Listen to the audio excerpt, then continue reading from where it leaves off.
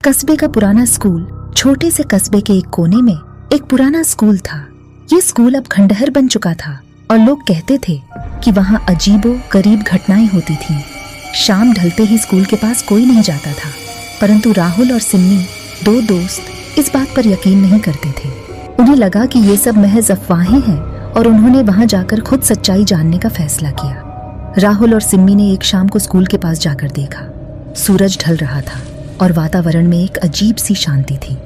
उन्होंने अंदर जाने का निश्चय किया।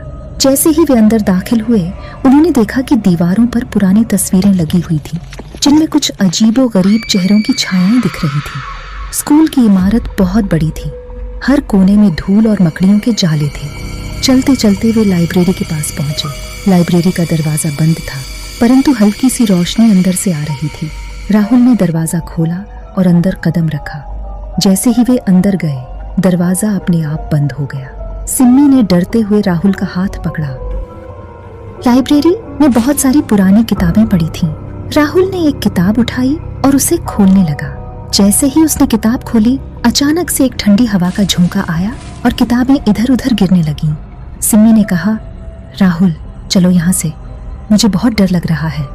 राहुल ने उसे सांत्वना दी और कहा, बस थोड़ा और देखते हैं, फिर चलेंगे। वे दोनों लाइब्रेरी से बाहर निकले और स्कूल के अन्य हिस्सों की ओर बढ़े। चलते चलते वे एक बड़े हॉल में पहुंचे, जहां चारों तरफ कुर्सियां बिखरी पड़ी थीं। हॉल के एक कोने में एक पुराना पियानो रखा था। सिम्मी ने देखा कि पियानो के पास एक परछाई खड़ी थी। उसने राहुल को इशारा किया, परंतु जैसे ही उन्होंने वहां देखा, वह परछाई गायब हो गई। अब दोनों के दिलों की धड़कनें तेज हो चुकी थीं। उन्होंने सोचा कि यहाँ से निकलना ही ठीक रहेगा, परंतु जैसे ही वे बाहर की ओर बढ़े, उन्हें किसी के कदमों की आवाज सुनाई दी। दोनों ने एक दूसरे की ओर देखा और बिना कुछ कहे तेजी से चलने लगे। वे जिस रास्ते से आए थे, उसी रास्ते से बाहर निकलने की कोशिश करने लगे, परंतु रास्ता एक भूल भुलैया की तरह लगने लगा। हर मोड़ पर एक नया रास्ता था और कोई भी रास्ता उन्हें बाहर नहीं ले जा रहा था। सिम्मी ने घबराते हुए कहा, राहुल अब क्या करेंगे? हमें यहाँ से बाहर निकलना चाहिए। राहुल ने उसे सांत्वना देते हुए कहा, हम किसी तरह से बाहर निकलेंगे, हमें शांत रहना होगा। तभी उन्हें एक कमरे से किसी के रोने की आवाज सुनाई दी। दोनों ने उस दिशा में कदम बढ़ाए। कमरे का दरवाजा थोड़ा खुला हुआ था। उन्होंने अंदर झांक कर देखा तो एक छोटी बच्ची वहां बैठी हुई थी, जो जोर जोर से रो रही थी। राहुल ने हिम्मत जुटाकर दरवाजा खोला और पूछा, तुम कौन हो? यहाँ क्या कर रही हो? बच्ची ने सिर उठाया और कहा, मेरा नाम अनुष्का है, मैं इस स्कूल में पढ़ती थी। एक दिन कुछ लोगों ने मुझे यहाँ बंद कर दिया और मैं कभी बाहर नहीं जा सकी। राहुल और सिम्मी ने उसे सांत्वना दी और कहा, हम तुम्हें यहाँ से बाहर निकालेंगे, चलो हमारे साथ। परंतु जैसे ही वे बाहर जाने के लिए मुड़े, कमरे का दरवाजा अपने आप बंद हो गया और चारों ओर अंधेरा छा गया।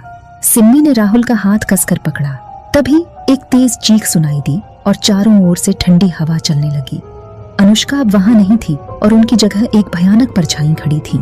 राहुल और सिम्मी ने डरते हुए कहा, हमसे क्या गलती हुई? हम तो सिर्फ सच्चाई जानना चाहते थे। वह परछाई धीरे धीरे उनकी ओर बढ़ने लगी।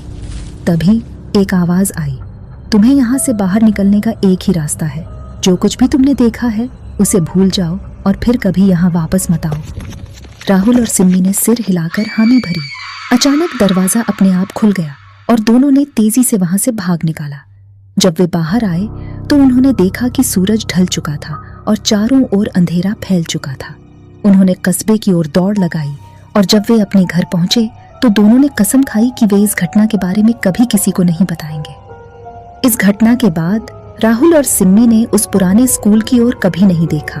वे जानते थे कि वहां कुछ ऐसा था जिसे समझ पाना मुश्किल था और उन्होंने तय किया कि उस जगह को भुला देना ही सबसे बेहतर है। उस पुरानी स्कूल की खंडहर अब भी वहीं खड़ी थी, परंतु अब कोई भी वहां जाने की हिम्मत नहीं करता था।